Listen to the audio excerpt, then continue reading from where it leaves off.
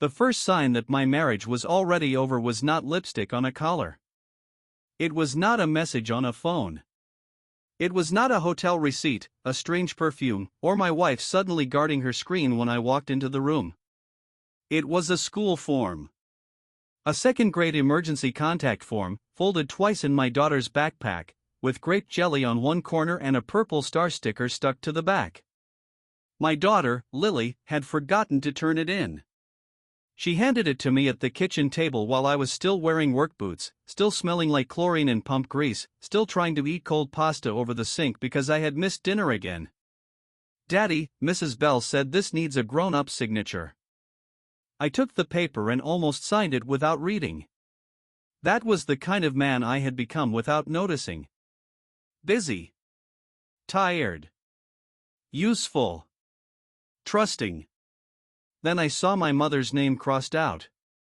Under authorized pickup, someone had drawn one clean line through my mother's phone number and written another number in blue ink.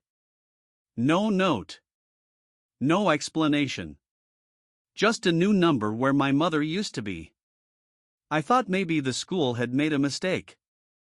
Maybe another parent's form had gotten mixed with ours. Maybe Natalie had added a babysitter and forgotten to tell me. So I called the number. A woman answered on the second ring. "Mercer Private Wealth, this is Dana speaking." For a few seconds, I did not say anything. I looked down at the top of the form again. Lily Cole. Second grade. Allergies, none. Primary Guardian 1, Ethan Cole. Primary Guardian 2, Natalie Cole. Authorized pickup, Grant Mercer. Grant Mercer was not family. He was not a neighbor. He was not a friend from church. He had never watched Lily lose a tooth, never sat beside her bed with a thermometer, never carried her inside after she fell asleep in the car. Grant Mercer was my wife's financial consultant. And somehow, before anyone thought to ask me, he had been given permission to pick up my daughter from school. When I asked Natalie about it that night, she did not panic. That was what I remember most. She did not look embarrassed. She did not say she forgot to tell me. She did not even pause long enough to pretend she understood why it bothered me. She stood at the kitchen island slicing a lime into her sparkling water and said, "Don't make that face, Ethan. It's just a form." I said, "Why is Grant on Lily's pickup list?" She slid the knife through another piece of lime. "Because sometimes you're unreachable. I run service calls. I answer my phone. You miss calls all the time. That's why my mother is on there." Natalie set the knife down. Carefully. Like even the sound of metal touching the counter had to be managed around me. "Your mother is 71, she said. She should not be responsible for emergencies. My mother lives 8 minutes from the school. And Grant's office is 5. She said it as if geography settled the matter. As if a financial office being 5 minutes from an elementary school mattered more than blood, history, love, or common sense. "Grant is not picking up my daughter," I said. Natalie gave me the look she had started giving me that year. Soft mouth. Tired eyes. A little pity around the edges. "You always turn small things into loyalty tests." That sentence stayed with me. Not because it hurt the most. Because later, when I finally understood what had been happening inside my house, I realized almost everything Natalie did had been hidden inside sentences like that. Not obvious lies. Not at first. Just reasonable sounding words placed over unreasonable things. "You're tired. You're overreacting. You're making this emotional. You don't understand the bigger picture. It's just paperwork. Numbers don't care about feelings." That last one was Grant's favorite. He said it the first time I met him, sitting at our dining room table with a leather folder open in front of him and a pen that probably cost more than my first toolbox. "Ethan," he told me, smiling like we were teammates, "you're excellent at what you do. Nobody questions that. But numbers don't care about feelings. I laughed a little because I thought he was joking. He was not. My name is Ethan Cole. At the time this started, I was 37 years old, married for 11 years, father to an 8-year-old girl, and owner of a small pool service and repair company outside Raleigh, North Carolina. Not luxury pools. Not the infinity pools you see in glossy magazines with wine glasses lined along the edge and couples pretending they live without mosquitoes. My work was ordinary work. Backyard filters that screamed when the bearings went bad. Pump motors that died 2 days before a Memorial Day cookout. Green water after a week of rain. Salt systems blinking warnings no homeowner had ever bothered to read. Hotel fountains that had to be running before guests arrived with rolling suitcases and complaints. Community pools where one broken valve could turn a whole HOA board into a courtroom. I knew how to make water behave. That was how I described my job when people asked. Most people smiled politely, nodded, and then asked Natalie what she did. Natalie had the better answer. She worked in brand strategy for a regional home design company. Her work had clean words attached to it. Launches. Clients. Presentations. Market positioning. Visual identity. She could stand in a room and make people believe a picture of a kitchen was not a kitchen, but a future. I showed up at people's houses in boots, carrying tools. For years, that difference did not bother me. Or maybe I did not notice that it bothered her. I started Cole Water Systems with one white van, 2 magnetic door signs, and a used pressure tester I bought from a retired plumber who kept calling me kid even though I was already 25. The first summer, I worked 7 days a week. I worked through thunderstorms, heat advisories, holidays, birthdays, and once with a cracked rib I pretended was just a pulled muscle because payroll was due Friday. Natalie used to say she admired that. In the early years, she left iced coffee in the fridge with notes stuck to the lid. Don't forget to eat. You smell like chlorine, but I love you anyway. Lily is kicking. She knows your voice. I kept those notes in a shoebox in the garage. I never told anyone. It felt too sentimental. My father was not sentimental, and I spent most of my life trying not to become him while still copying all the wrong things he taught me. He left when I was 16. No screaming goodbye. No broken dishes. No big speech. He packed his work shirts into 2 garbage bags while my mother was at her sister's house, left his keys on the counter, and called 2 days later from South Carolina to say he needed a life that did not make him feel small. I remember my mother standing in the kitchen with the phone pressed to her ear, nodding as if he could see her. After she hung up, she washed the same coffee mug 3 times. That was how I learned heartbreak could look like chores. So when I married Natalie, I made quiet promises to myself. I would stay. I would provide. I would not make my family wonder whether the bills were paid. I would not leave a woman to carry everything alone. I would not become the kind of man who disappeared because life felt heavy. Maybe that was why I missed so much. Because for years, I believed being dependable was the same thing as being loved. Natalie handled most of the household paperwork because she was better at it and because, if I am honest, I let her. She paid the mortgage. She dealt with insurance. She scheduled tax appointments. She filed school forms. She kept a color-coded calendar that made our life look more organized than it felt. I paid attention to the business. She paid attention to the paper. That was our arrangement. I thought it meant trust.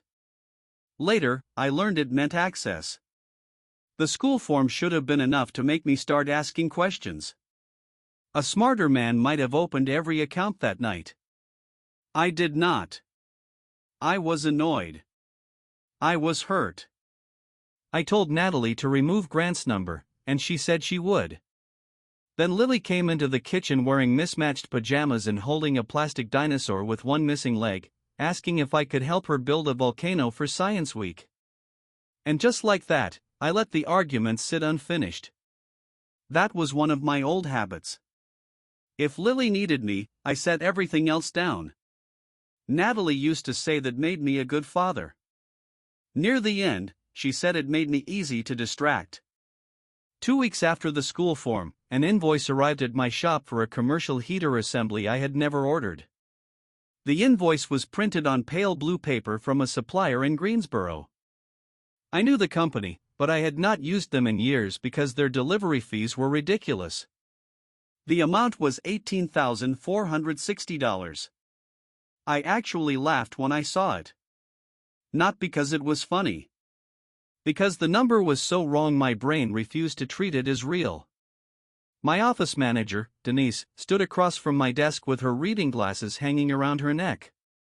Denise was 58, smoked too much, drank tea from a mug that said "Don't rush me," and could tell when a customer was lying before they finished the first sentence. She did not scare easily. But that morning, she looked worried. "Maybe it's meant for another Cole," she said. "There's another Ethan Cole running pool heaters through our account?" "Maybe not." I turned the invoice over and saw a delivery signature attached to the back. E. Cole. My name.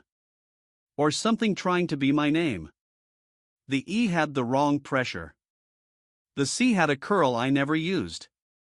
But at a glance, if you wanted it to be my signature, you could convince yourself it was.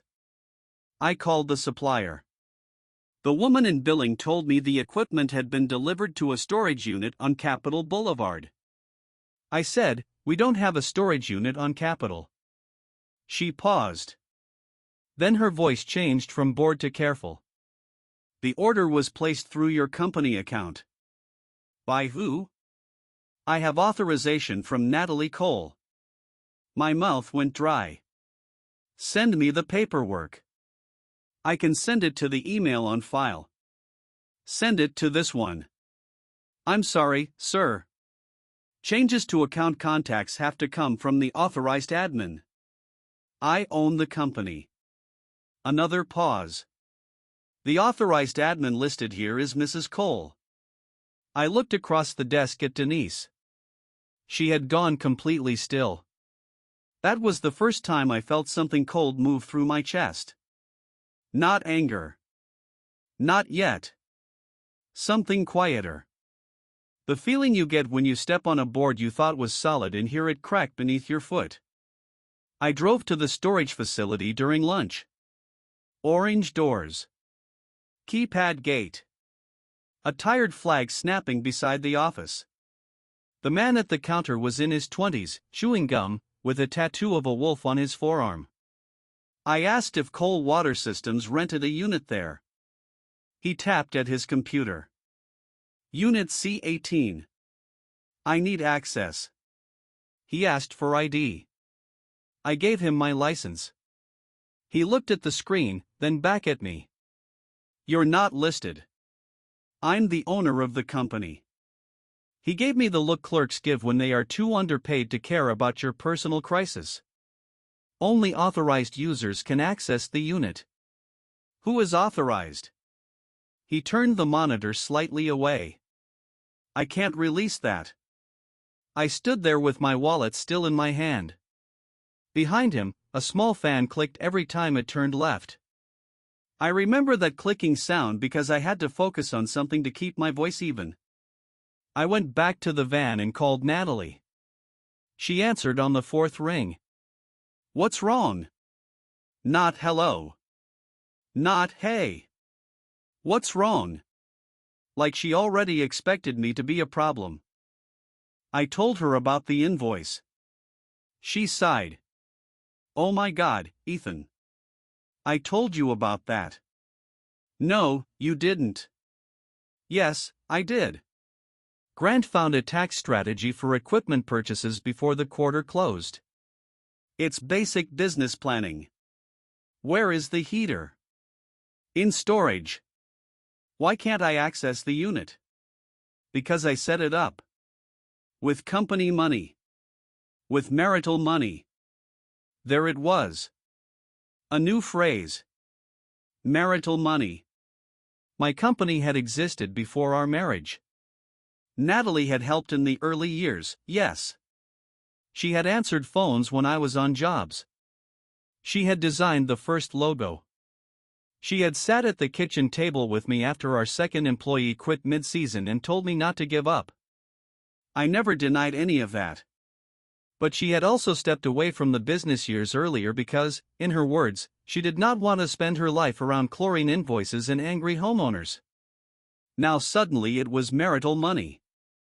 You ordered $18,000 of equipment without telling me, I said. You're not seeing the bigger picture. I need that paperwork sent to my email. You have the paperwork. I have an invoice and a fake signature. She went quiet. Not long. Half a second too long. Then she said, "Be careful with words like fake." I opened my eyes and looked at traffic moving along Capitol Boulevard in bright, indifferent lines. Natalie. What? Did you sign my name? She laughed once. There was no humor in it. You are exhausted. Go back to work. Then she hung up. And I did go back to work. That is the part people never understand. They imagine betrayal as a movie scene. Someone throws a glass. Someone screams. Someone drives all night in the rain. But most betrayal arrives on a weekday, and you still have 3 appointments after lunch. So I changed a leaking pump seal for a retired couple in Cary. I replaced a cracked chlorinator lid at a townhouse community. I cleaned a hotel fountain filter packed with leaves and cigarette butts while a manager in a blazer asked if the water would be clear before a corporate reception at 6. I said yes. Because that was my job. Because the world does not stop just because your own house starts coming apart. That night, after Lily fell asleep, I went into the garage and opened the shoebox with Natalie's old notes. I do not know why. Maybe I wanted proof that I had not imagined the earlier version of us. The notes were still there, curled at the edges, stained faintly with time and dust. You smell like chlorine, but I love you anyway. I held that one longer than the others. Then I put the lid back on and sat on the garage floor beside the box until my legs went numb. The next morning, Denise closed my office door and put 3 papers on my desk. You need to look at these before you answer any calls. The first was a notice from our payroll processor saying our workers' compensation policy had been modified. The second was a bank notice about a business credit line I had never applied for. The third was an email from one of our largest clients, a property management company that handled 8 neighborhood pools. The email said, Ethan, we received the new payment instructions from Natalie, but the account name does not match Cole Water Systems. Please confirm before we update our system. The account name was Blue Ridge Asset Services. I had never heard of it. I asked Denise if she had. She shook her head. Her mouth pressed into a thin line. Do you want me to call the bank? No. Then I changed my mind. Yes. But not from the office phone. She looked at me for a moment. Then she nodded. That was Denise. She did not need the whole story to understand when a room had changed. I drove to my mother's house that afternoon. My mother lived in a brick ranch with azaleas in front and a porch swing my grandfather built before I was born. She kept everything too clean and worried about everyone too loudly. When I walked in, she was making soup even though it was 80 degrees outside. She took one look at my face and turned the burner down. What did she do? That was my mother. No warm-up. No denial. Just straight to the wound. I told her about the school form, the invoice, the storage unit, the credit line, and the client payment instructions. She listened without interrupting, which scared me more than if she had started yelling. When I finished, she wiped her hands on a dish towel. Do you have copies? Some. Get all of them. I don't even know what all means. Then find someone who does. I laughed because it felt too simple. She did not. Ethan, listen to me. She sat across from me at the kitchen table. Her hands looked older than I remembered. When had that happened? When had my mother's hands become thin and veined, the knuckles swollen from arthritis? You are like your grandfather, she said. You think if you work hard enough, people will eventually respect what your hands built. I don't think that. Yes, you do. I looked away. She said, some people see a hard-working man and think, there is someone I can lean on. Other people see him and think, there is someone I can use. I did not answer. She reached across the table and touched my wrist. Do not go home and ask for the truth from someone who benefits from you not knowing it. That sentence probably saved me. Because everything in me wanted to confront Natalie.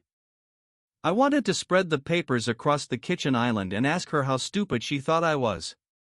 I wanted to hear her say something that made it less bad. That was the embarrassing truth.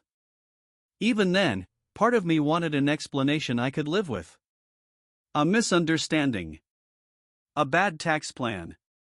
A consultant pushing too hard. A wife overwhelmed by paperwork and trying to help. But my mother's words followed me all the way home. Do not ask for the truth from someone who benefits from you not knowing it. So I did not confront Natalie. I started watching. There is a difference between suspicion and attention. Suspicion makes you loud. Attention makes you quiet. I became quiet. I noticed that Natalie no longer left her phone face up. I noticed she had started taking calls in the backyard near the fig tree, even when it was cold. I noticed that Grant's name appeared on her calendar as initials only. GM review. GM call. GM dinner. That last one was on a Tuesday night when she told me she had a client event. I noticed she used the phrase financially naive 3 times in 1 week. Once to me. Once on the phone with her sister. Once at a neighborhood cookout while I stood behind her holding a paper plate with a hamburger I no longer wanted. Ethan is brilliant with mechanical things, she said, laughing lightly, but he gets overwhelmed by numbers. I've had to take over more than people realize. The women around her made sympathetic sounds. Grant was there, leaning against the deck railing with a glass of bourbon. He said, that's common with trade businesses. Tremendous skill, weak structure. I felt every word land. Trade businesses. Tremendous skill. Weak structure. As if my life's work was a charming little accident that needed a man in loafers to make it legitimate. I looked over at Lily, who was drawing chalk stars on the patio with another kid. I made myself take a bite of the hamburger. It tasted like cardboard. Grant saw me watching him and raised his glass slightly. A polite little toast. I smiled back. Not because I felt calm. Because my daughter was 10 feet away. That night, Lily asked if Uncle Grant was really her uncle. I was tucking her blanket around her shoulders. I stopped. Who called him that? Mommy. When? She said if something ever happens, Uncle Grant knows what to do. I sat on the edge of her bed. The dinosaur with one missing leg was on her pillow, tucked under a corner of the blanket like it was also being put to sleep. What kind of something? Lily shrugged. She said grown-up things. I kept my voice gentle. Sweetheart, if there is ever an emergency, Grandma can come get you. Or Aunt Rachel. Or Mr. Aaron from next door. You know that, right? She nodded. Is Mommy mad at Grandma? No. Then why did she say Grandma gets confused? I felt something harden inside me. My mother forgot names sometimes. She misplaced her glasses. She put sugar in the refrigerator once and laughed about it for 2 days. But she was not confused. She had been paying bills, caring for grandchildren, and holding our family together long before Natalie learned how to turn cruelty into concern. I kissed Lily's forehead. "Grandma is fine," I said. "Mommy should not have said that." Lily looked relieved, but only a little. Children do not need adults to explain tension. They breathe it. They taste it in breakfast. They hear it in footsteps. They read it in the way one parent stops talking when the other enters the room. 2 days later, Denise found the insurance change. Our liability coverage had been reduced. Not cancelled. That would have been obvious. Reduced. The new policy still existed on paper, still looked acceptable if nobody checked the details, but it would not fully cover certain commercial jobs or subcontracted equipment. We had a hotel fountain rebuild scheduled the next week. If something went wrong on that job, if a worker got hurt or property was damaged, the company could be exposed. I sat at my desk with the policy in my hand and felt the room narrow. This was not just an affair. This was not just a wife hiding purchases. This was not even just money. Someone was weakening the business from the inside. I called our insurance agent, Marcy. She sounded uncomfortable as soon as she realized why I was calling. "Ethan, I was told this was part of a restructure." "By Natalie?" A pause. "By Mrs. Cole, yes, with Mr. Mercer copied on the email." "Can you forward me that email?" "I can send it to the authorized company contact." "That should be me." Another pause. "It was updated in January." "To who?" "I think you need to speak with your wife." I looked through the glass wall of my office. Denise was pretending not to watch me. "Marcy," I said, "if a worker gets hurt because coverage was reduced without my knowledge, do you want to be the person who told me to speak with my wife?" She forwarded the email 5 minutes later. The message was written from Natalie's address, but Grant had clearly drafted the language. It used phrases Natalie never used. Operational efficiency. Redundant liability exposure. Simplified asset structure.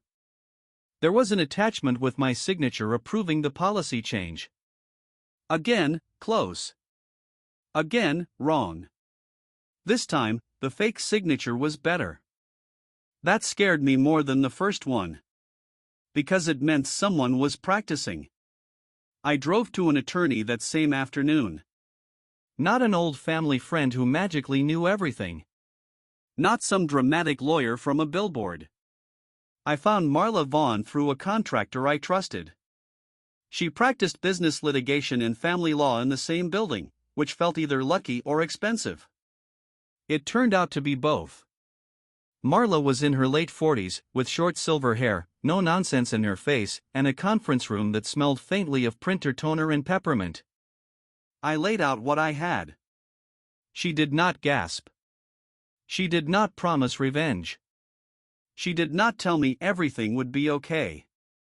She asked questions. Dates. Accounts. Access. Passwords. Ownership documents. Company structure. Mortgage records. Tax filings. Vendor lists. Insurance policies. Payroll changes. School records. Custody assumptions. Who had signing authority? Who had admin permissions? Who opened mail? Who handled banking? Who else knew? By the time she finished, my shirt felt too tight around the neck. Then she folded her hands. "Do not confront your wife yet." I almost laughed. My mother said the same thing. Your mother is correct. That bad?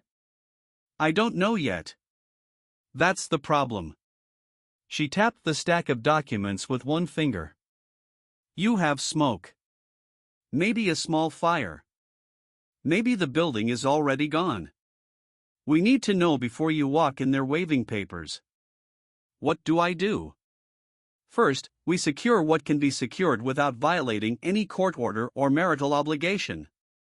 Second, we preserve evidence. Third, we find out whether these signatures were forged, authorized, or buried inside documents you signed without understanding. I didn't sign those. I believe you.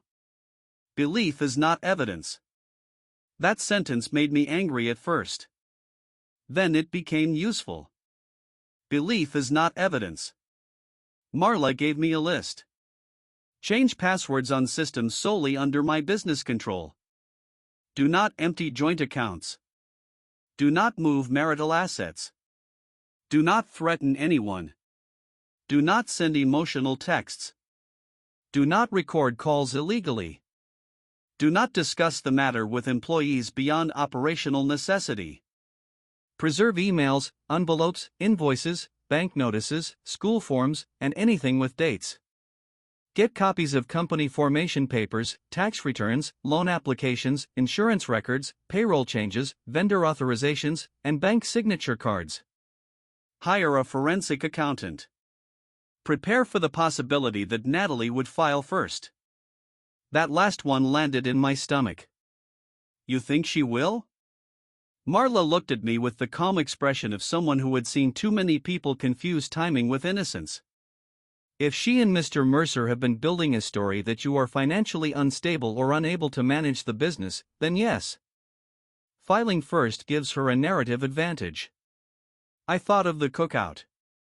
Financially naive. Gets overwhelmed by numbers. Weak structure. I thought of Lily's school form. I thought of my mother being described as confused. I thought of Grant raising his bourbon glass. What if I'm too late? Marla's answer was not comforting. Then we find out how late. The forensic accountant's name was Priya Desai.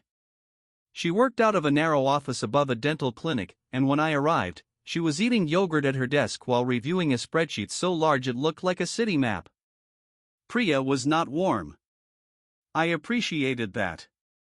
Warmth would have made me feel like a victim. She treated me like a file with legs. Send me read-only access where you can, she said. PDFs where you can't. No screenshots unless there is no other option. Screenshots are where truth goes to lose weight. I did not know what that meant, but I wrote it down. For the next 9 days, my life split in two. During the day, I ran service calls. At night, after Lily fell asleep and Natalie took her phone to the backyard, I scanned documents in the garage with the door closed and a towel pressed under the gap so the light would not show. I felt ridiculous. I felt like a man in a bad movie. Then I would find another paper with my name on it, another account I did not recognize, another setting changed, another email where Grant used the words Ethan's limitations, and the ridiculous feeling would leave. The truth did not arrive as one explosion. It arrived like water damage. A stain in the corner. A soft spot in the floor. A smell you cannot place. Then one day you open the wall and realize the rot has been spreading for months. Priya found the first pattern in vendor payments. 3 companies had been paid from Cole Water Systems over the previous 14 months. Clearline Operations, Northridge Consulting, Blue Ridge Asset Services. Different names. Different invoices. Same mailing address.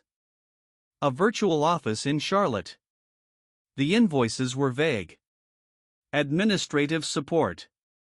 Strategic equipment sourcing. Compliance review. Asset transition planning. None of those companies had done work for us. Priya traced the payments as far as she could without subpoenas. Some went to accounts linked to Grant's firm. Some went to a holding account with Natalie listed as an authorized user. I remember reading that email in my van outside a customer's house. Authorized user, Natalie Cole. I put the phone down on the passenger seat and stared at a child's inflatable flamingo floating in the pool beyond the fence. The flamingo bumped slowly against the wall, turned, drifted back, bumped again. I sat there until the customer came out and asked if everything was all right. I said yes. I fixed his filter.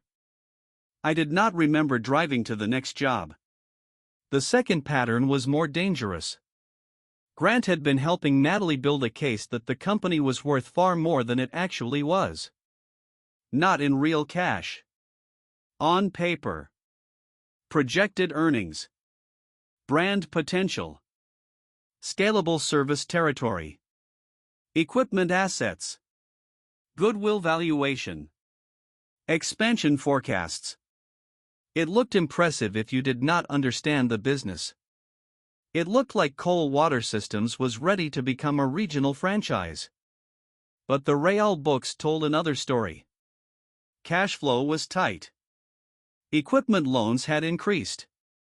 Insurance had been reduced. Vendor relationships were strained.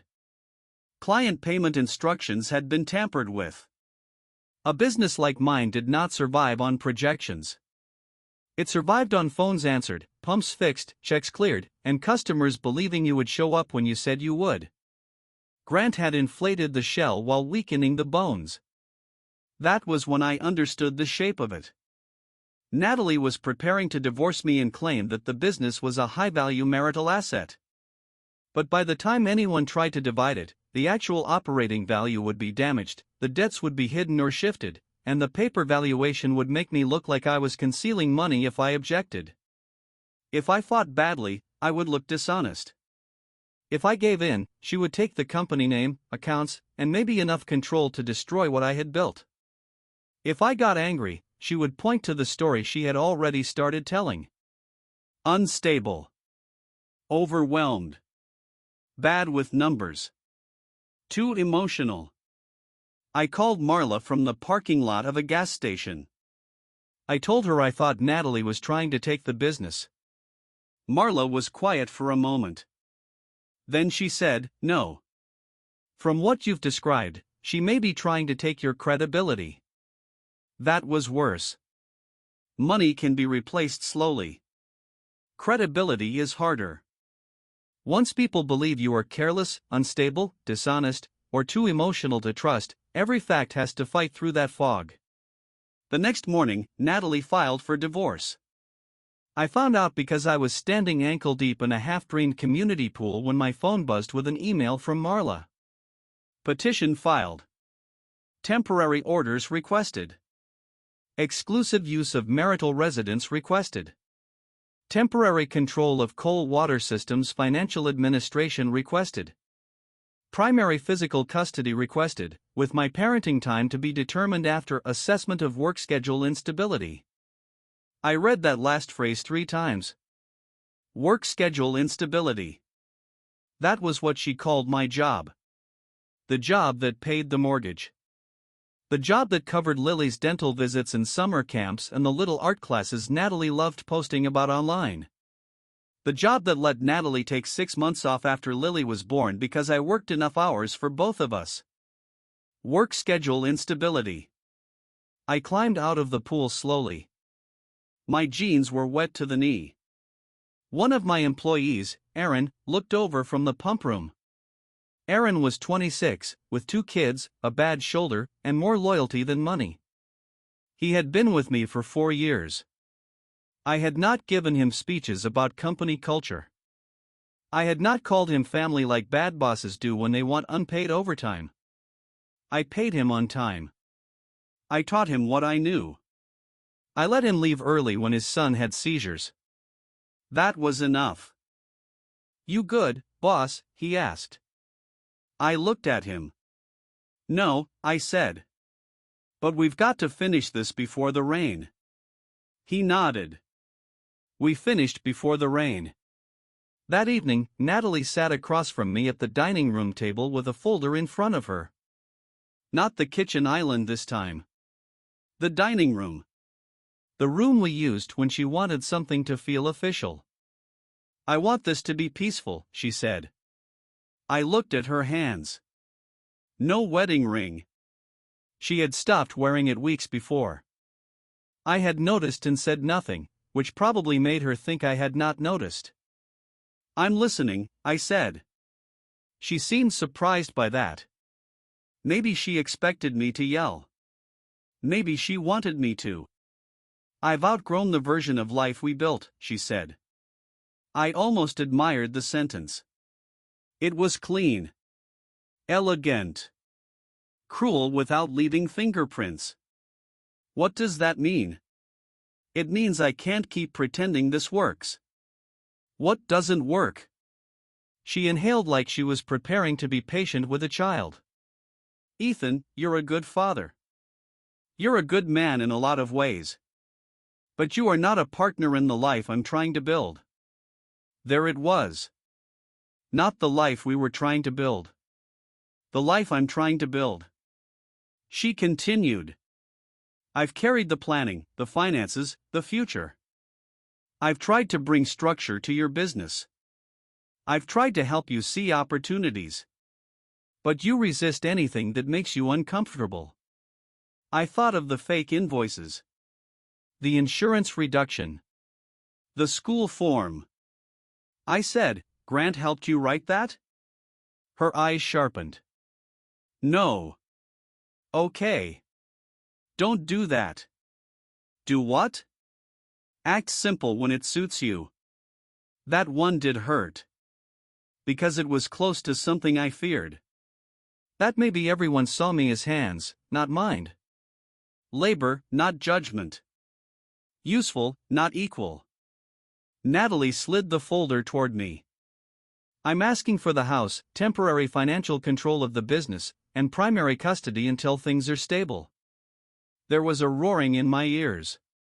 You're asking for primary custody? I'm asking for stability. Lily sleeps with that broken dinosaur because she thinks if she throws it away, it will feel abandoned. Natalie blinked. What does that have to do with anything? Everything. She looked irritated now. That is exactly what I mean. You turn practical conversations into sentimental traps. I pushed the folder back. I'm not signing anything tonight. Her mouth tightened. I was told you might become difficult. By who? I did not ask. I did not need to. Instead, I stood. I'm going to check on Lily. Natalie laughed softly behind me. You always walk away when the conversation gets adult. I stopped at the doorway. For a second, I almost turned around. I almost said everything. The invoices. The signatures. The account names. Grant. The school form. The insurance. The payments. All of it. But I heard my mother's voice. Do not ask for the truth from someone who benefits from you not knowing it. So I kept walking. Lily was asleep with one foot sticking out from under the blanket. The dinosaur was on the floor. I picked it up and put it beside her pillow. Then I sat in the hallway outside her room until after midnight, listening to Natalie move around downstairs. Cupboard. Drawer. Footsteps. Back door. Phone call. Low voice in the yard. I could not hear the words. I did not need to.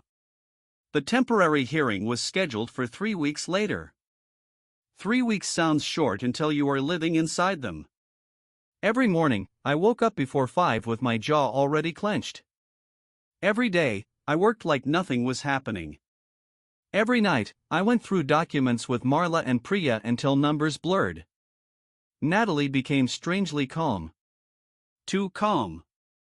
She started speaking to me in a voice I had heard her use with difficult clients. Friendly. Managed. Already documented. Ethan, I'm going to note that you refused to discuss the parenting schedule. Ethan, I'm going to note that you raised your voice. I'm going to note that you left the conversation. Once, I said, are you talking to me or creating a record?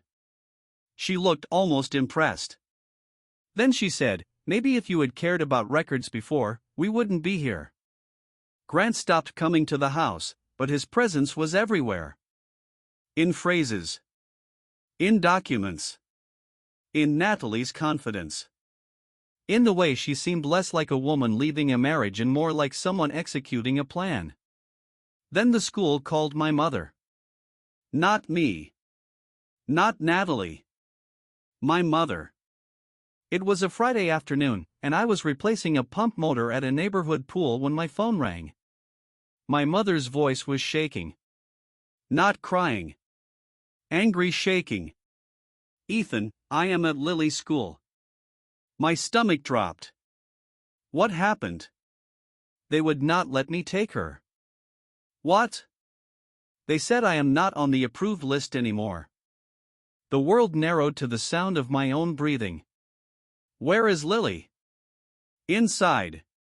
She saw me through the office window. I closed my eyes. That image hurt before I even saw it. My daughter seeing her grandmother arrive, thinking she was going home, then watching adults explain that the person who had picked her up since kindergarten was suddenly not allowed. I'm coming, I said. I'm not leaving. I know. I drove too fast. When I got to the school, my mother was standing in the front office with her purse clutched in both hands and her face pale with humiliation. The receptionist looked uncomfortable. The assistant principal came out and used the kind of careful voice people use when they know a situation is wrong but not enough to risk their job. Mr. Cole, we received updated instructions from Mrs. Cole. My mother has been on that list for 3 years. I understand. Then why was she removed? We were told there were concerns about confusion and transportation safety. My mother flinched. That was the worst part. Not the policy. Not the inconvenience. The flinch. My mother, who had held 3 jobs after my father left, who had never once missed a school pickup, who knew Lily's snack preferences better than I did, standing there while a stranger repeated Natalie's language back to her. Concerns about confusion. Lily came out of the office holding her backpack against her chest. Her eyes were red. Daddy? I crouched in front of her. You're okay. Grandma came but they said no. I know. Did Grandma do something wrong? My mother made a sound behind me. I said, no, sweetheart. Grandma did nothing wrong. I signed Lily out myself. In the parking lot, my mother got into her car and sat there without starting the engine. I opened her passenger door. She looked straight ahead. I am not confused, she said. I know. I know how to drive to a school. I know. I know my granddaughter. My throat tightened. I know, Mom. She nodded once, but her eyes were wet. Then make sure they know. That afternoon, Marla filed an emergency request about school authorization changes. Priya added the school form and pickup incident to the timeline. And I stopped thinking this was only about money. Natalie was not just moving accounts. She was moving people. Removing my mother. Adding Grant. Changing who was considered safe. Changing who was considered unstable. Changing the map around my daughter one small form at a time. That weekend, Natalie hosted a small backyard gathering. I did not want to go. It was at our house, but by then the house already felt like a staged version of itself. New throw pillows. New glassware. New framed prints Natalie had bought after filing for divorce, as if redecorating could make the story cleaner. She said it was for a few friends from work. I went because Lily was there. Grant arrived late. No tie. Expensive watch. Shirt sleeves rolled just enough to look relaxed. He came through the side gate carrying a bottle of wine in confidence. Lily was on the patio drawing turtles with chalk. Grant crouched near her. Hey, kiddo. I hear you're becoming quite the little artist. She looked at him, then at me. Hi. Not rude. Just careful. I watched him look at her drawing. A turtle, huh? She likes turtles, I said. Grant smiled without looking up. Stable animals. Slow, but dependable. Natalie laughed from near the table.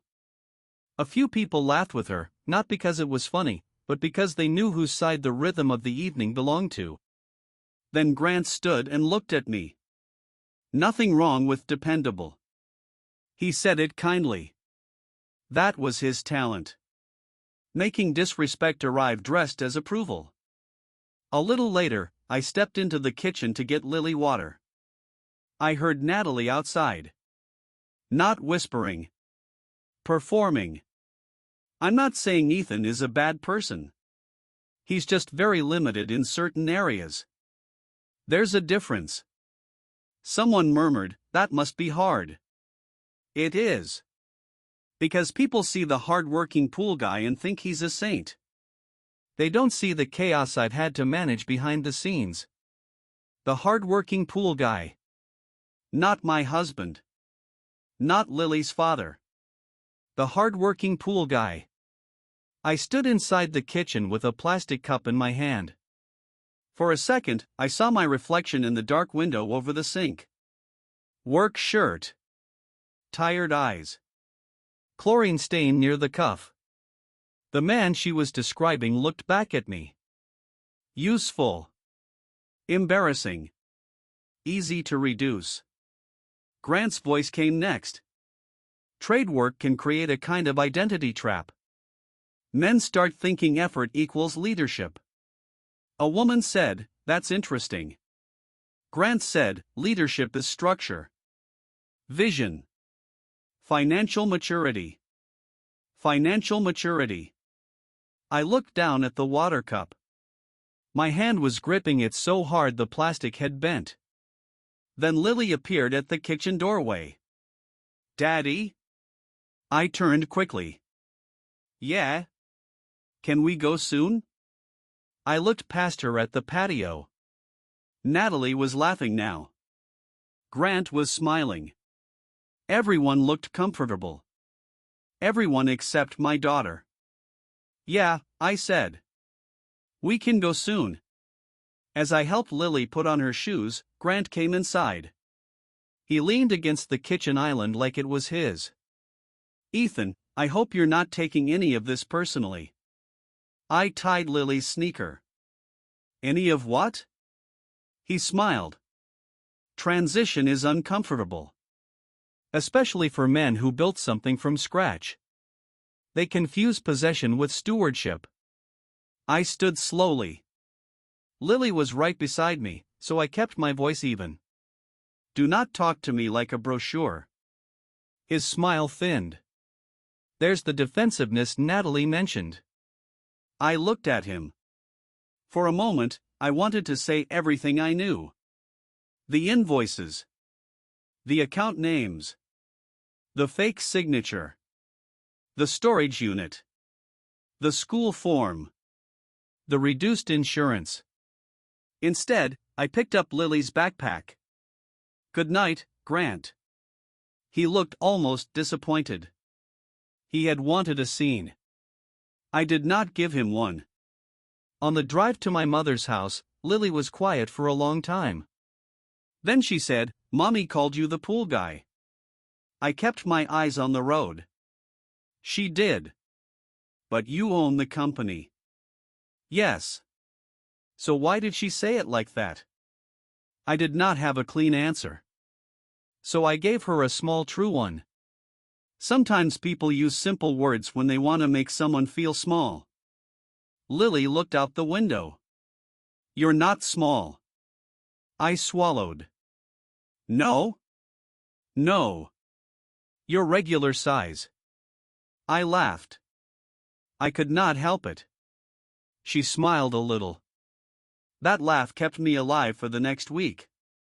The first real break came from a customer named Howard Bell. Howard owned 3 small apartment complexes and one ugly little motel near the interstate that somehow stayed full because truckers liked the diner next door. I had serviced his pools and fountains for 9 years. Howard was 72, bald, suspicious of email, and proud of paying invoices by check because, as he put it, computers make honest people sloppy and dishonest people fast. He called me on a Monday. "Ethan, why is your wife telling me you're stepping back from the company?" My hand tightened around the phone. "What?" "I got an email. Said all payments and scheduling should go through some transition office. Forward it to me." I printed it. "Of course you did. You want to come get it?" I drove there immediately. Howard met me in the motel office, where the air smelled like coffee, old carpet, and lemon cleaner. He handed me 3 printed emails. The first was from Natalie, professionally written, telling him Cole Water Systems was undergoing a leadership restructuring. The second was from Grant, introducing Blue Ridge Asset Services as an advisory partner. The third was the one that made my stomach turn. "Due to Ethan's current personal and operational limitations, we are creating a more reliable structure for valued clients during this transition." Personal and operational limitations. There it was in writing. Howard watched my face. "I didn't like that," he said. I swallowed. "Why not?" "Because a person who wants my business tells me what they can do. They don't start by explaining why I shouldn't trust the man who's been showing up for 9 years. I had to look away. He tapped the papers with one thick finger. "You in trouble?" "Yes." "Did you do what they're implying?" "No. I didn't think so." He leaned back in his chair. "Then you better stop looking like a man waiting for permission to defend himself." That sentence became another turning point. Not because it gave me courage. People talk about courage like it arrives clean. For me, it arrived mixed with shame. I was ashamed that customers had seen pieces of this before I did. Ashamed that employees were worried. Ashamed that my daughter had heard enough to ask careful questions. Ashamed that some part of me still wanted Natalie to sit down, cry, and tell me Grant had manipulated her. But shame can become fuel if you stop letting it become silence. I sent the emails to Marla and Priya. Priya replied 11 minutes later. This language overlaps with 2 internal memos Grant used in another client dispute. Working on it.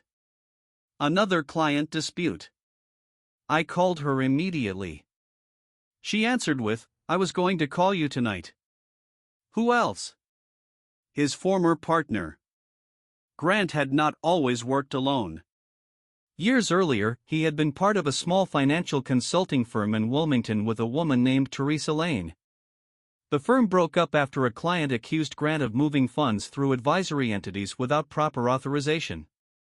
The client was not a widow like in the kind of story people expect. He was a retired fire captain named Malcolm Reed who had used his pension payout to buy into a family marina. Grant allegedly convinced Malcolm and his brother to restructure debt through several shell consulting agreements. By the time they realized what happened, the marina had liens, the brothers were suing each other, and Grant had moved firms. There had been complaints, but not enough clean proof. Too much had been signed. Too many authorizations were technically valid. Too many people were embarrassed. That is something I did not understand before. Fraud does not always survive because nobody sees it. Sometimes it survives because the victims cannot bear the humiliation of explaining how they let someone sound smarter than their gut. Teresa Lane had kept files. Not because she was noble. Because Grant had blamed her publicly when the firm collapsed, and she had spent years waiting for the chance to prove she had not been the architect of his mess. Marla contacted Teresa. Teresa agreed to speak, but only if the conversation was documented and limited. She was careful. Everyone who has been burned by a polished liar becomes careful. The call happened on a Thursday night. I sat in Marla's conference room while rain tapped against the windows. Teresa's voice came through the speaker, low and guarded. "Grant likes 2 kinds of targets," she said. "People with assets who don't think of themselves as wealthy, and people close to those assets who feel underappreciated. I looked at Marla. She was taking notes. Teresa continued. He does not usually start by stealing. He starts by creating a story. One person is sophisticated. The other is limited. One sees the future. The other is holding everyone back. Once that story is accepted, paperwork becomes easier. My throat tightened. Marla asked, "Do you have documents showing similar language?" Yes. Similar entities? Some. He changes names. But he repeats structure. Priya asked, "Did he use Blue Ridge Asset Services?" No. But he used Ridgeview Administrative and Clearline once. Clearline. I closed my eyes. It felt strange, the way a single word could make the room tilt. Teresa emailed documents the next day. Old memos. Client authorizations. Complaint letters.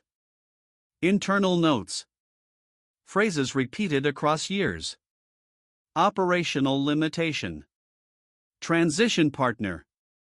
Simplified asset structure. Emotionally reactive principle. I was not unique. That should have comforted me. It did not. It made the whole thing uglier. Natalie was not just leaving me. She had let a man with a pattern convince her that I was the obstacle between her and the life she deserved. Or maybe that gave her too much innocence. Maybe he did not convince her. Maybe he only gave language to something she already wanted to believe. The temporary hearing came on a rainy Wednesday. Not a dramatic courtroom. Not marble columns. Not a crowd waiting for justice. A small hearing room with beige walls, a judge who looked tired before anyone started speaking, and a clock that clicked too loudly. Natalie wore navy. She always wore navy when she wanted to seem reasonable. Grant was not there, but her attorney, Paul Renner, carried himself like Grant had briefed him thoroughly. Marla sat beside me with a binder so organized it made me nervous. I had slept 2 hours. Lily had cried the night before because Natalie told her she might be staying mostly at Mommy's until Daddy gets less busy. I did not yell.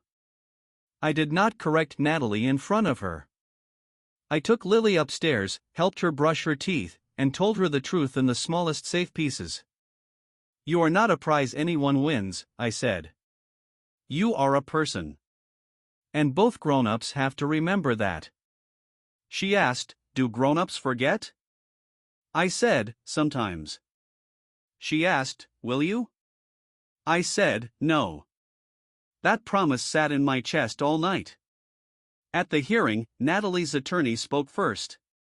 He painted a picture of a hard-working but overwhelmed man whose business had become chaotic, whose schedule was unpredictable, whose financial systems had required Natalie's intervention. He did not call me a bad father. That would have been too obvious. He called me devoted but stretched. Loving but inconsistent. Skilled but administratively limited. Every insult wore a tie. Then Marla stood. She did not attack Natalie. She did not accuse Grant of an affair. She did not wave papers dramatically. She started with Lily. School pickup logs. Attendance records. Doctor visit records. Dental appointments. Teacher emails. Photos of signed reading logs in my handwriting. Text messages where Natalie asked me to handle pickup because her meeting ran late. Calendar entries showing I had rearranged service calls around Lily's schedule for years. The judge looked through them without much expression. Then Marla introduced the emergency contact form. The one with Grant Mercer's office number. And the later school incident where my mother had been removed. Natalie's attorney objected, saying it was being taken out of context. The judge asked Natalie directly, "Who is Grant Mercer?" Natalie answered smoothly. "A financial advisor assisting with family transitions." The judge looked at the form again. And why was he authorized to pick up the minor child from school? Natalie hesitated. Only slightly.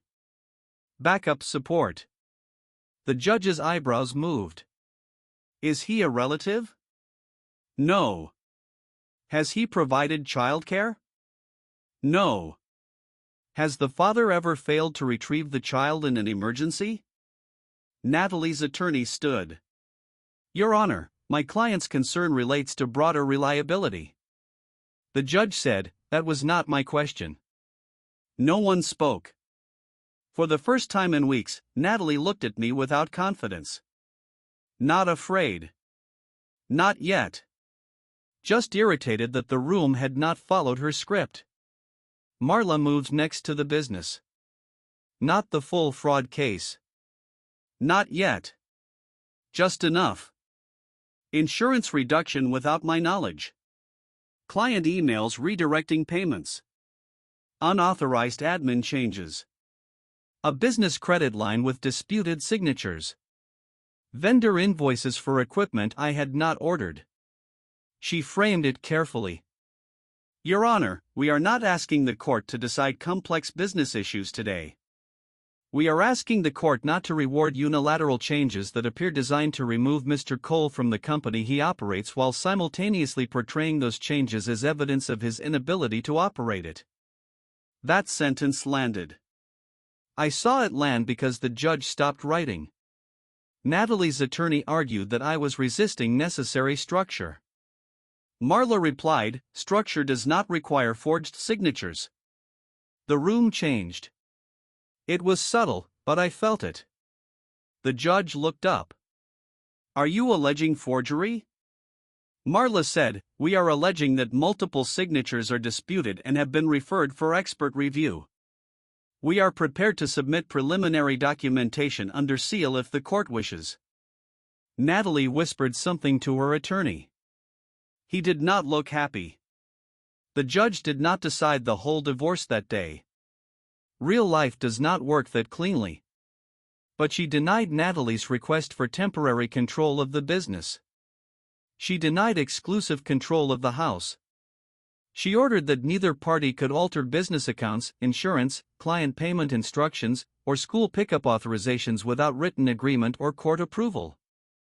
And for custody, she ordered a temporary shared schedule that kept Lily's school nights mostly stable and specifically removed Grant Mercer as an authorized pickup. That last part should not have felt like a victory. It did. Outside the hearing room, Natalie caught up to me near the elevators. Her attorney was a few feet behind her, speaking on the phone. You embarrassed me in there, she said. I looked at her. Rain streaked the tall windows behind her. I did not put his name on the school form. Her jaw tightened. You have no idea what you're doing. I'm starting to. She leaned closer. You think Marla is helping you? She's billing you. Grant was trying to protect the value of what we built. What we built? Yes, Ethan. We. You don't get to erase me because you fixed pumps. I felt tired all at once. Not weak. Tired. There is a kind of exhaustion that comes when you realize the person in front of you does not want understanding. They want the last version of you that could still be managed. I said, Natalie, did you sign my name? Her face went blank. Then she smiled faintly. Still asking the wrong question. She walked away before the elevator arrived. For the next month, everything got harder. That is another thing people skip when they tell stories about justice. The middle. The part after you stop being blind but before anything is resolved.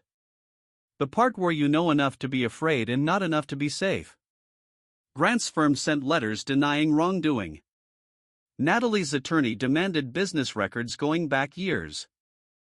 2 customers paused service because they had received conflicting instructions and did not want to be dragged into a divorce. A supplier froze our credit account until ownership authority was clarified. Aaron asked if he should start looking for another job. Denise kept coming in early, leaving late, and pretending she was not worried about payroll. My mother developed a habit of dropping off food I did not have time to eat. Lily started drawing houses with 2 front doors. One labeled Mom. One labeled Dad. Both with her in the middle, smaller than everything else. I taped one to my refrigerator and stood in front of it longer than I should have. I began building a new company quietly, but legally. Not to hide money. Not to cheat the divorce. To protect operations if coal water systems collapsed under the weight of what Natalie and Grant had done. Marla made sure everything was documented. Every transfer fair market. Every client notified transparently when appropriate. Every new account separate. Every email clean. The new name was Clear Creek Pool and Pump. Lily picked the name. She said water sounded less lonely when it had somewhere to go. I almost cried in the county clerk's office when I filed it. Not because of the company. Because my 8-year-old had accidentally described exactly what I was trying to do. Give the life I still had somewhere to go. I did not tell Natalie about Clear Creek right away. I did not have to. But she found out because someone always tells someone. A customer mentioned it to her after she called pretending to update company records. That night, she was waiting in the kitchen. You started another business. I set my keys in the bowl by the door. I registered a contingency company. A contingency company. Yes. She laughed. Listen to you. Marla has you talking like a defendant. No. You did that. Her eyes flashed. There he is. Who? The real Ethan. Bitter. Petty. Sneaky. I looked at her and, for one strange second, I saw the woman from the old notes. The one who wrote that she loved me even though I smelled like chlorine. I wondered when she started looking at me and seeing something to escape. I wondered if it happened slowly, or all at once, or if it had been there from the beginning and love simply kept me from reading the fine print. Natalie said, "You always wait too long to react. Then you overcorrect." That was another sentence she used like a blade. This time, it did not go as deep. Maybe, I said. She seemed thrown by the lack of argument. I went upstairs.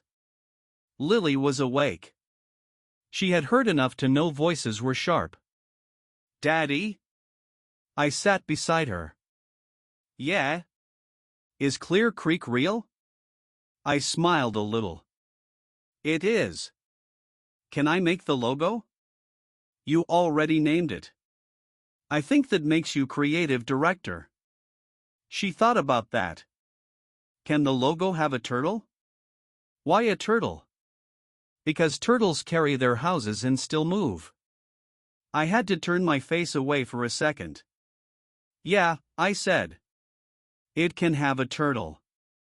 By then, Priya had enough to create a preliminary timeline. She pinned it to the wall in Marla's conference room.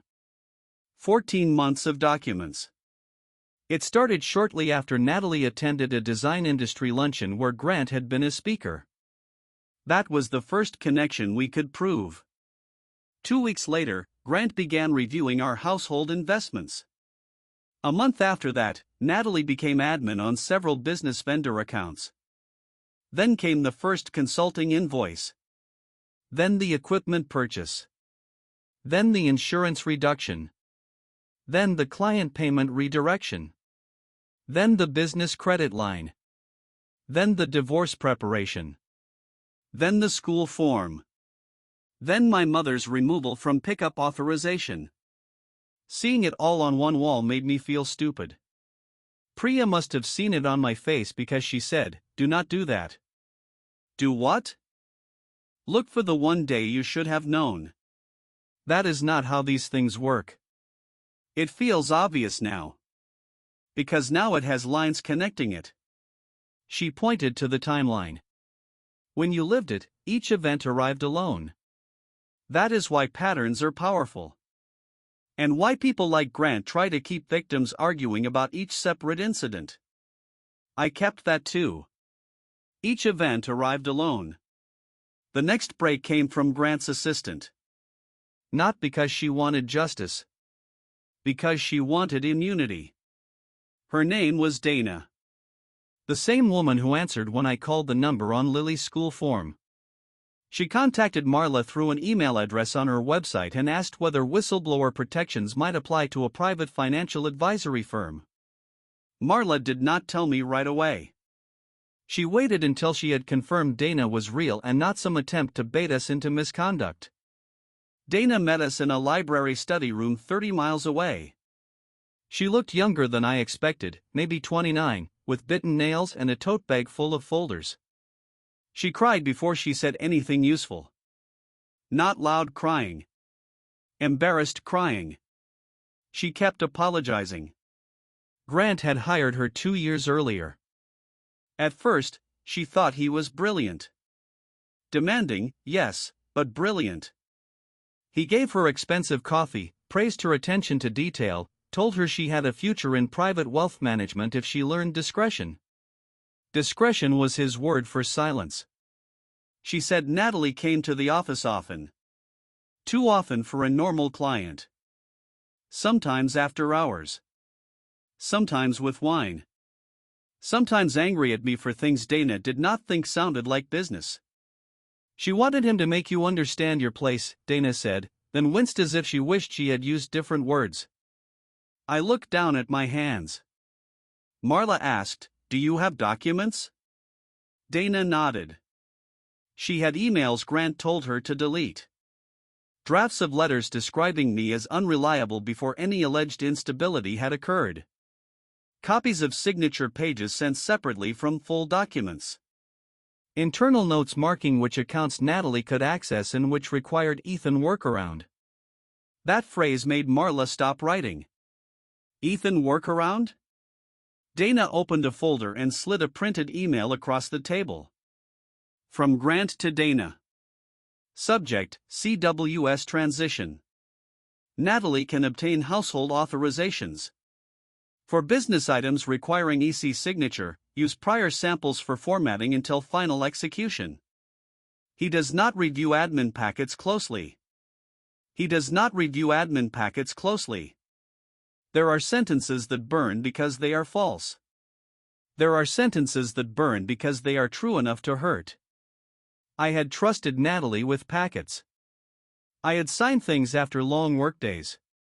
I had let her say, "It's just routine," and believed routine was safe. Grant had built a crime around my fatigue. Dana also had a voicemail. Grant's voice, irritated.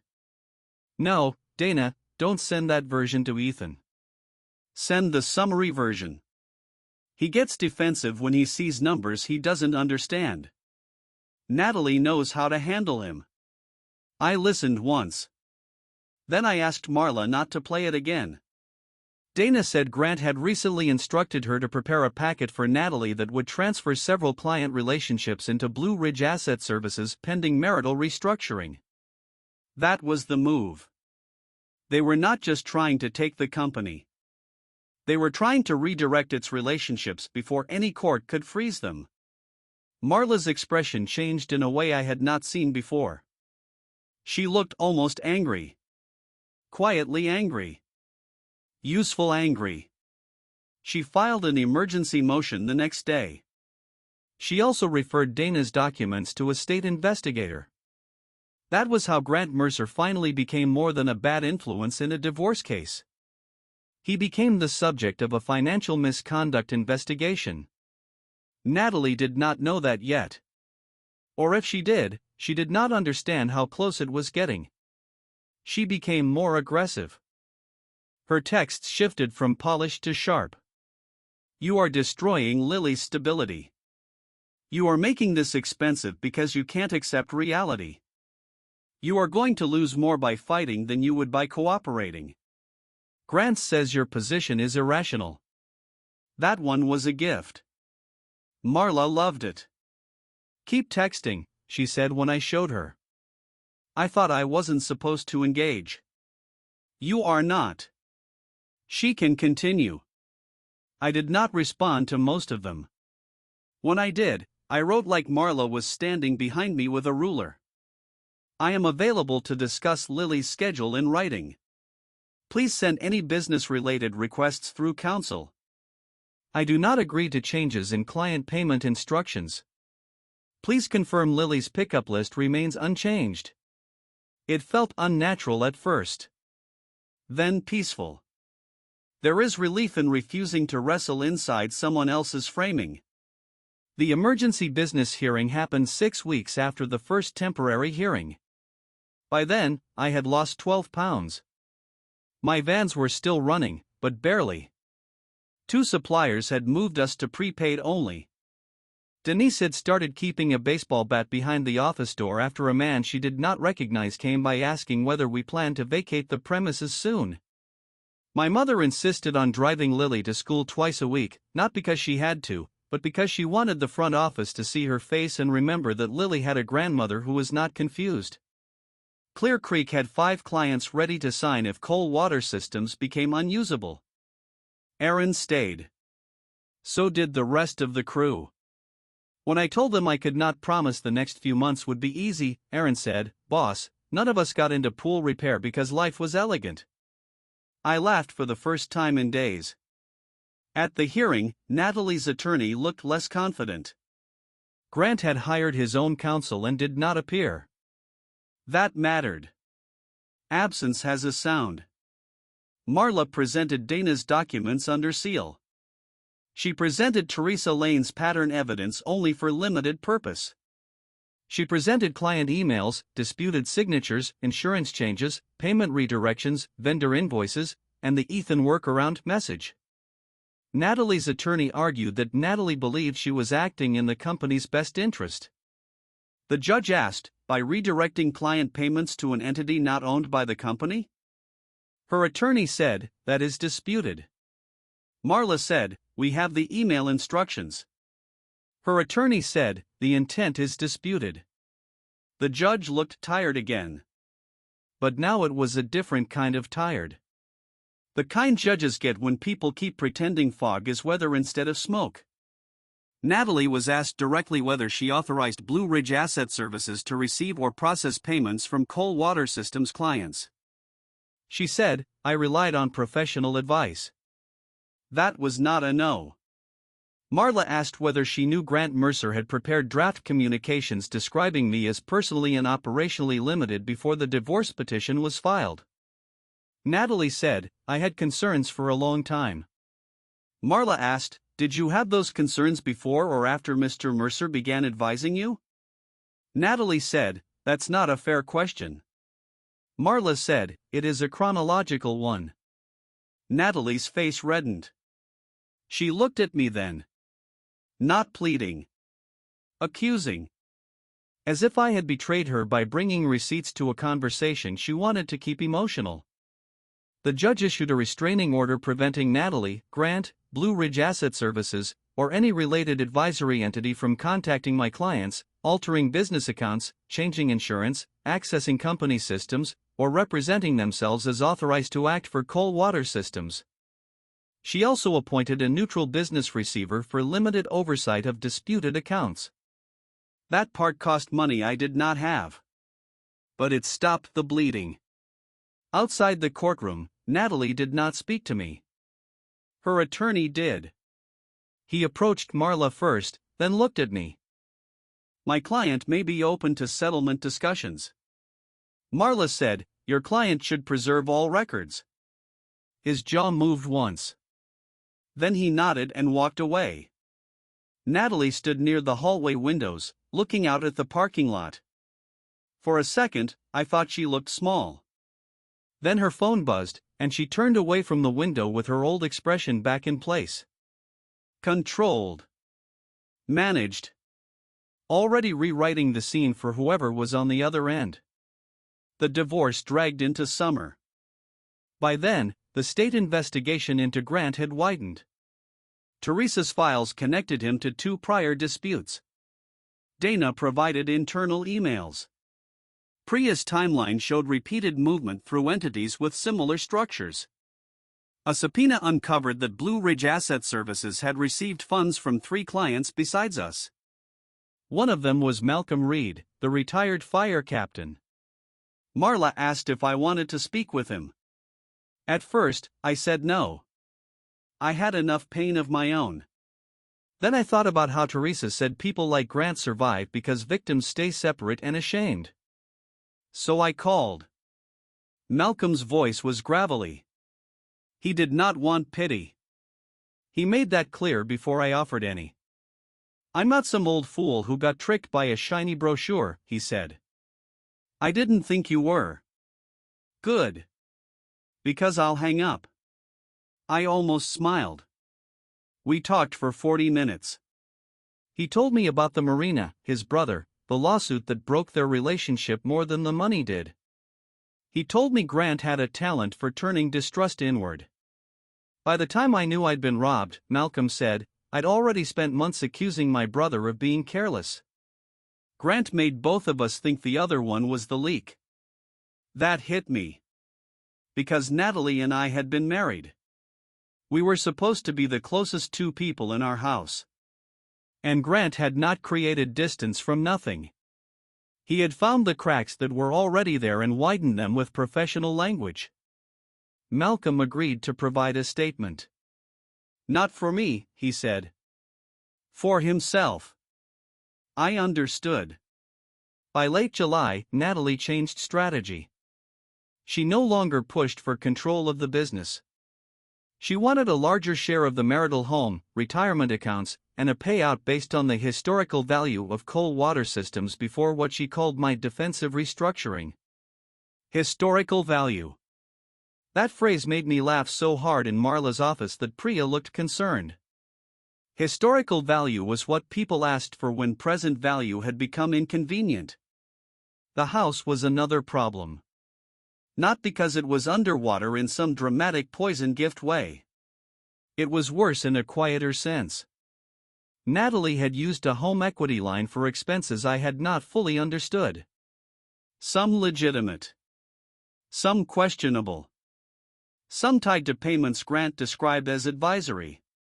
The house still had value, but not as much as Natalie had been telling people. And she wanted it. That surprised me. I thought she would want cash. She wanted the house because the house told the story she needed. A clean brick home in a good school district. A mother preserving stability. A father too consumed by his messy business to understand what mattered. I considered fighting for it. For weeks, I did. I walked through the rooms at night after everyone slept. The kitchen where Lily made pancakes with chocolate chips. The hallway where her height marks climbed the wall in pencil. The living room where Natalie and I watched old movies before phones became places to hide. The garage where I kept the shoebox of notes. I wanted the house because I wanted proof the marriage had not been a waste. Then Lily asked me a question in the car. We were stopped at a red light. She was in the back seat, holding the turtle logo she had drawn for Clear Creek. Daddy? Yeah? If we live in a different house, can I still be the same me? I looked at her in the rearview mirror. She was serious. 8 years old, asking a question most adults spend their lives avoiding. Yes, I said. You can still be the same you. She nodded. Then she said, then maybe houses are not the part that stays. The light turned green. I drove through it slowly. That night, I told Marla I would consider letting Natalie keep the house if the custody schedule was fair, if the business claims were dropped, and if all disputed financial issues tied to Grant were carved out for investigation instead of buried in settlement. Marla studied me. You understand what you are offering? Yes. Do you want the house? Yes. Then why? I thought about the height marks. The shoebox. The garage. The school district. Then I thought about Lily drawing houses with 2 front doors. I don't want to win a building and lose the next 5 years fighting inside it. Marla nodded. That is a reason. The settlement conference was scheduled for August. Not final court. Not a dramatic trial. A conference room with bad coffee, separate breakout rooms, attorneys moving back and forth, everyone pretending the word settlement made the situation civilized. Natalie arrived with a new attorney. Paul Renner was gone. Her new attorney was a woman named Celeste Howard, older, sharper, and clearly less interested in Natalie's personal narrative. Celeste asked for private time with Marla before the session began. When Marla came back, she said, her attorney knows she has exposure. What does that mean? It means we may actually resolve the divorce. And Grant? Grant is no longer her attorney's priority. I sat with that. 4 months, Natalie and Grant had moved like one unit in my mind. Now the distance between them mattered. When people feel consequences coming, loyalty becomes a calculation. The mediator was a retired judge named Alan Briggs. He had white hair, kind eyes, and the emotional warmth of a locked filing cabinet. He went between rooms. Natalie wanted the house. I agreed, with conditions. Natalie wanted a share of the business. I refused, but offered a limited equalization payment based on neutral valuation after subtracting disputed liabilities. Natalie wanted language saying neither party admitted wrongdoing. Marla said no. Not because we needed her confession in the divorce. Because the language might interfere with the investigation. Natalie wanted Grant's name excluded from the settlement. Marla said his name was already in too many documents to pretend he was weather. Hours passed. Coffee got cold. The mediator's smile became thinner. At one point, he sat across from me and said, "Mr. Cole, I need to ask you something plainly. Is your goal to settle this divorce, or to punish your wife?" I looked at him. It was a fair question. A month earlier, I might not have known the answer. My goal is to keep my daughter safe, keep my company operating, and not sign a document that helps people hide what they did. He nodded slowly. That is also an answer. Near the end of the day, Natalie asked to speak with me directly. Marla advised against it. I said I wanted to hear what she had to say. So we sat in the mediator's room with both attorneys present. Natalie looked thinner. Not fragile. Just worn down around the eyes. For the first time in months, she did not look perfectly styled. A strand of hair had come loose near her temple. Her nail polish was chipped on one thumb. I hated that I noticed. I hated that some part of me still remembered loving her. She folded her hands. I made mistakes, she said. Marla's pen paused. Natalie looked at me, not at the lawyers. I trusted someone I shouldn't have. I waited. She continued. Grant made things sound simple. He made it sound like you were holding us back. He made it sound like if I didn't take control, I'd spend the rest of my life cleaning up after your limitations. My chest tightened. There was that word again. Limitations. She said, I was angry. I felt invisible. You were always tired. Always working. Always the hero because you paid the bills, and I was just supposed to be grateful. I did not interrupt. That was not easy. Because there was truth in some of it. Not enough to excuse what she did. But enough to make the room hurt. She wiped under one eye quickly. I told myself I was protecting Lily's future. I said, by putting Grant on her pickup list? Her face changed. Shame, maybe. Or annoyance that I had chosen the fact she could not soften. That was wrong, she said. Did he tell you to do it? She looked down. No. That answer mattered. Not because it solved anything. Because it was the first clean thing she had said. I asked the question I had carried for months. Did you sign my name? Her attorney said, Natalie. Natalie closed her eyes. When she opened them, she looked older. I signed some things the way you sign them. The room went silent. Marla's pen stopped entirely. Natalie rushed on. You had authorized similar purchases before. You told me to handle paperwork all the time. Grant said it was administrative continuity. Administrative continuity. I almost laughed. Instead, I felt something inside me go still. You practiced my signature. I copied it from forms you had already signed. That's what practice is. Her face hardened. You do not get to act like I woke up one day and became a criminal. You left me with everything. Bills, school, forms, taxes, vendors, passwords, your mother calling me because you forgot things, clients calling during dinner, Lily crying when you missed bedtime because a pump broke across town. You made me the manager of your life and then got offended when I managed it. That one hit hard enough to hurt. Again, not because it excused her. Because it contained pieces of our marriage I had not wanted to examine. I had worked hard. I had provided. I had loved my daughter. I had also handed Natalie the invisible labor and called it trust. But there is a difference between being burdened and becoming cruel. There is a difference between needing help and building a paper trail to erase someone. I said, you could have asked for a divorce. She laughed once. I did. No. You asked for my business, my house, my daughter's schedule, and a story where I was too small to be trusted. Her mouth trembled. For a second, I thought she might apologize.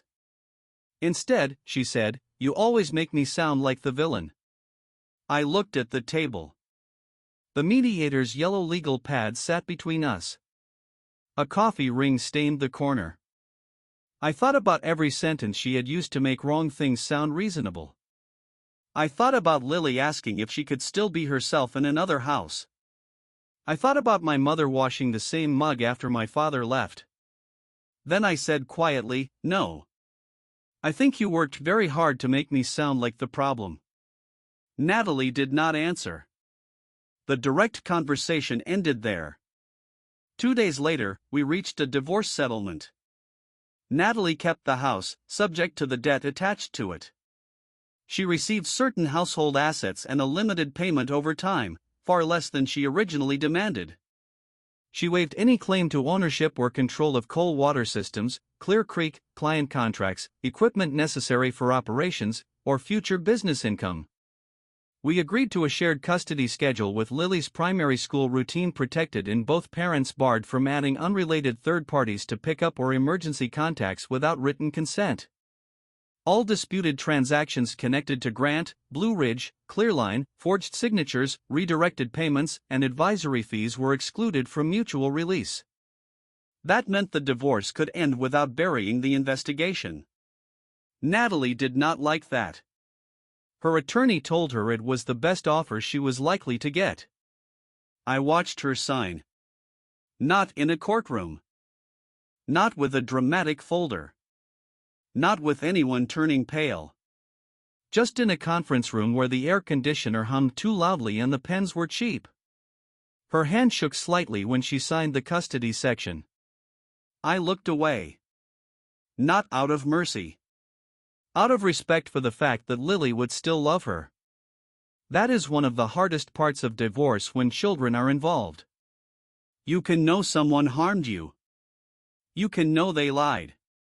You can know they tried to take more than they had any right to take. And still, your child will look at them and see mom. You have to make room for that without letting it rewrite the truth. The investigation into Grant moved slowly. Painfully slowly. Months slowly. People think once evidence exists, consequences follow like a door opening. They do not. Evidence has to be authenticated. Subpoenas have to be issued. Banks respond when they respond. Former clients get scared. Assistants hire lawyers. Regulatory agencies send letters written in language designed to remove all human emotion from theft. Grant denied everything. He claimed Dana misunderstood. He claimed Natalie exceeded his advice. He claimed I was a bitter husband using a divorce to attack his professional reputation. He claimed Blue Ridge Asset Services was a legitimate administrative partner. He claimed the repeated language across old cases was standard industry terminology. Numbers don't care about feelings, but apparently numbers can be forced to wait in line behind procedure. While that happened, I worked. Coal water systems survived, but barely. In October, I officially transitioned most operations to Clear Creek Pool and Pump. It was not dramatic. No announcement video. No ribbon cutting. Just new invoices, new uniforms, new signs on the vans, new insurance, clean accounts, and clients who stayed because they trusted the person answering the phone. Howard Bell mailed his first Clear Creek payment with a note written on the memo line. Turtle Company. Denise laughed so hard she had to sit down. Aaron put the turtle logo on the back of his work truck crooked on purpose because Lily had drawn the first version crooked. For weeks, every time I saw it, I felt something loosen in my chest. Natalie moved into the house alone on the weeks Lily was with me. I rented a smaller place 12 minutes away.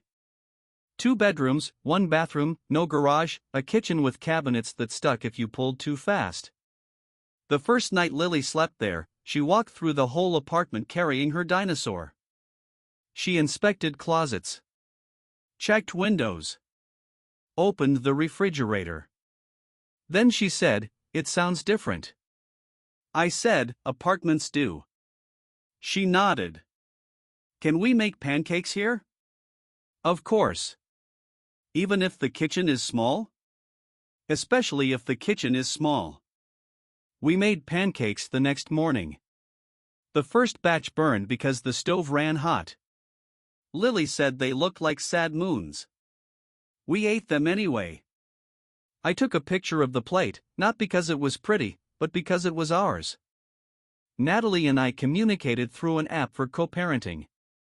That was Marla's recommendation. No emotional texts. No late-night arguments. No "we need to talk" turning into 40 minutes of old wounds and new accusations. Just schedules, school events, medical info, expenses, pickup times. At first, Natalie tried to use the app the way she used conversation. "Ethan, Lily seemed anxious after your weekend. Please make sure you are not discussing adult matters." I replied. I agree, adult matters should not be discussed with Lily. She asked whether she could bring her turtle drawing to your house. I told her yes. Another time. "Ethan, please do not send Lily in clothes that make her look unprepared." I replied. The blue hoodie was clean when she left. She spilled hot chocolate in the car. I packed the gray sweater in her backpack. Eventually, the messages became shorter. Maybe Celeste told her to stop. Maybe she got tired of swinging at a wall that no longer swung back. In December, Grant was indicted. Not just disciplined. Indicted. Multiple counts related to financial fraud, forgery, conspiracy, and unauthorized transfers involving several clients. Natalie was not charged in the same way. She accepted a cooperation agreement in connection with certain disputed transactions. She admitted to signing my name on documents she claimed she believed were administrative authorizations. She admitted to helping redirect some communications. She agreed to restitution terms tied to funds that had passed through accounts she controlled. People wanted me to be happier about it. My mother said, "At least she has to say what she did." Denise said, "Good. Let the fancy man explain himself to a judge." Aaron said, "Does this mean we can stop getting letters from people with embossed letterheads?" Howard Bell said, "Told you computers make dishonest people fast." I appreciated all of them. But the indictment did not feel like victory. It felt like a weather report after the storm had already taken the roof. Useful. Validating. Too late to keep the house dry. Malcolm Reed testified before a grand jury. Teresa provided documents. Dana received protection for cooperation. Priya's timeline became part of the investigative file. Marla told me not to attend any proceedings unless necessary. You think it will help, she said. It will not. So I did not go to Grant's first hearing. I fixed a cracked return line at an indoor pool instead. The pipe was behind a tiled wall and a pain to reach. I spent 3 hours cutting carefully, replacing what had failed, sealing what needed sealing, checking pressure twice. When the water ran clear again, I felt more satisfaction than I expected. Some breaks can be repaired if you find them early enough. Some cannot. Natalie called me once outside the co-parenting app. I almost did not answer. Then I thought maybe it was Lily. It was not. Her voice sounded small. Ethan?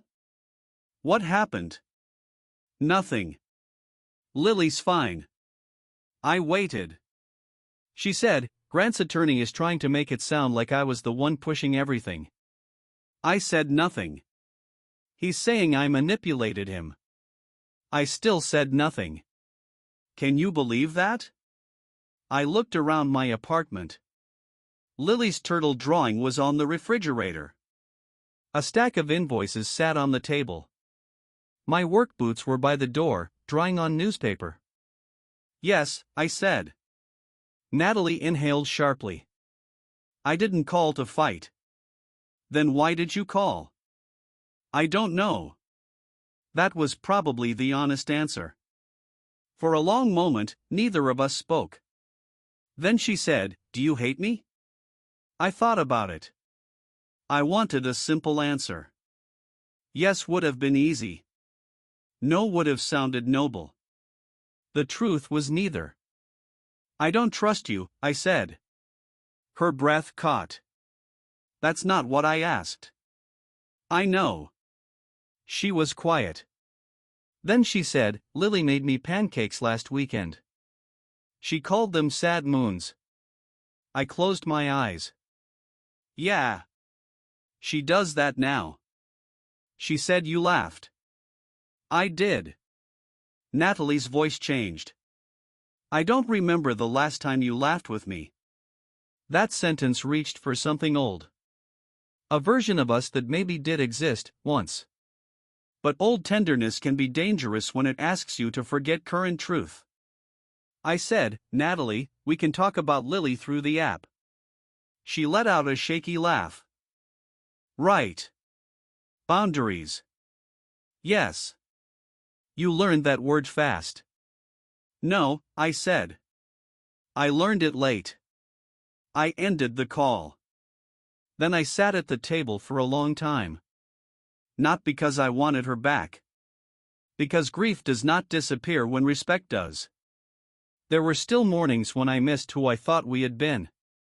There were still songs I skipped. Still grocery aisles I avoided because they reminded me of a version of Natalie who bought cinnamon cereal for Lily and left iced coffee in the fridge for me. There were still moments when I wondered whether, if I had worked less, listened better, noticed earlier, some different ending might have been possible. Marla called that bargaining with a ghost. My mother called it being human. I think both were right. The final piece of the business mess resolved in spring. A year after the school form came home in Lily's backpack. The neutral receiver closed the disputed accounts. Several fraudulent vendor claims were referred to the criminal case. Insurance records were corrected. Suppliers restored credit under Clear Creek. Coal Water Systems, the old company, was formally dissolved. I thought that would hurt more than it did. I had built that name. Painted it on the first van myself in letters that came out slightly uneven. Answered calls under that name at midnight. Deposited the first real check under that name. Held baby Lily in one arm while emailing customers under that name. But by the time the dissolution papers arrived, the name felt like an empty pool after the water was drained. You could still see the shape of what had been there. But you would not swim in it again. I took the old sign down from the shop on a Saturday. The shop was not much. A metal building with a small office, a parts room, a concrete bay, and a coffee maker that made everything taste faintly burned. But it had kept us alive. Lily came with me because it was my weekend. She wore purple sneakers and carried a sheet of turtle stickers she had insisted we order for Clear Creek. My mother came too, claiming she wanted to supervise because men never remove screws properly. Denise showed up with donuts. Aaron showed up even though I told him he did not have to. Howard Bell came by with a thermos and said he was just in the area, which was a lie because his motel was 25 minutes away. We stood outside looking at the old sign. Cole Water Systems. The letters had faded from blue to a tired gray. I climbed the ladder with a drill. The first screw came out easy. The second stripped. My mother said, "I told you." Aaron handed me pliers. Denise told Lily, "This is why we keep your dad around. He makes simple things dramatic." Lily giggled. I worked the stripped screw slowly. For a moment, my arms ached the way they used to after long summer days, and I remembered being 25 again, full of fear and stubbornness, believing that if I built something strong enough, nobody could take it from me. I know better now. People can take names. They can take houses. They can take money. They can take stories and twist them until even you start questioning the original shape. But they cannot easily take the part of your life that lives in other people's trust. The customer who calls you because you showed up during a storm. The employee who stays because you paid him when things were tight. The child who asks if she can draw the logo. The mother who tells you hard truths at a kitchen table. The version of yourself that finally stops asking to be seen by people committed to misunderstanding you. The screw gave way. The sign shifted. Aaron helped me lower it. For a second, I held the old metal panel in both hands. It was lighter than I expected. That bothered me. Then it made sense. Some things feel heavy only while they are still hanging over you. We leaned it against the wall inside the shop. Lily peeled one of her turtle stickers and walked to the new Clear Creek sign waiting on the concrete. It was supposed to go on the front office door. She pressed the sticker near the bottom corner. Crooked. Very crooked. She stepped back, proud. Denise opened her mouth. I shook my head. Nobody corrected it. My mother looked at me and smiled in a way that made her look younger for half a second. Aaron lifted the new sign. Howard held the ladder. Denise complained that everyone was blocking the donuts. And Lily stood beside me, holding the dinosaur with one missing leg in one hand and the extra turtle stickers in the other. When the new sign was up, the shop looked different. Not perfect. Not polished. Not like the life I thought I was supposed to have. But real. A few weeks later, I found the shoebox of Natalie's old notes while cleaning out the last cabinet from the garage. For a while, I just stood there with it in my hands. I thought about throwing it away.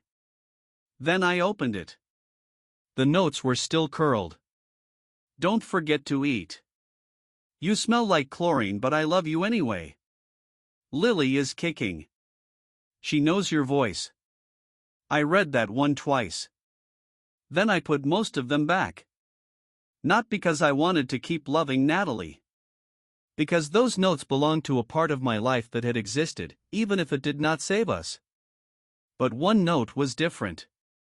It was from the first year of the business, written on the back of a grocery receipt. You're building something that will take care of us one day. I looked at that sentence for a long time. Then I folded it and put it in my wallet. Not as a memory of Natalie. As a reminder to myself. She had been right once. I had built something that would take care of us. It just was not the thing with the old name, the old house, or the old story attached to it. That afternoon, Lily and I made pancakes in the small apartment kitchen. The pan still ran too hot.